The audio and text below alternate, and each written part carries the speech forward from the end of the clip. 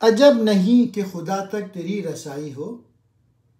تیری نگاہ سے ہے پوشیدہ آدمی کا مقام۔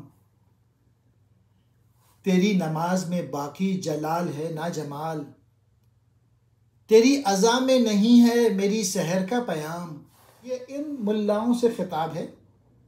جو علم دین حاصل کیے بغیر ملت کے لوگوں کی رہنمائی پہ آمادہ ہو جاتے ہیں اور مسجدوں میں امامت کر کے اپنی زندگی بسر کرتے ہیں۔ پہلے شعر میں کہتے ہیں، بہت ممکن ہے کہ تو خدا تک پہنچ گیا ہو، یعنی تو نے بہت سے روحانی مدارج حاصل کر لیے ہوں، لیکن یہ یقینی بات ہے کہ تو ابھی تک آدمیت کے مقام پہ نہیں پہنچا، یعنی تجھے یہ معلوم نہیں کہ انسان کس حد تک ترقی کر سکتا ہے۔ اور دوسرے شعر میں کہتے ہیں کہ یہی وجہ ہے کہ تیری نمازیں بالکل بے روح کی طرح ہیں، نہ ان میں جلال کا رنگ ہے نہ جمال کا،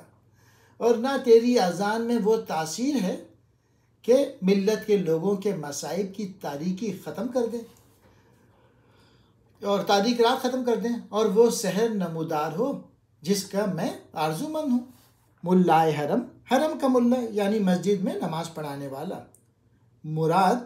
بصیرت سے آری مذہبی آدمی، رسائی کہتے ہیں پہنچ کو، نگاہ کہتے ہیں نظر کو،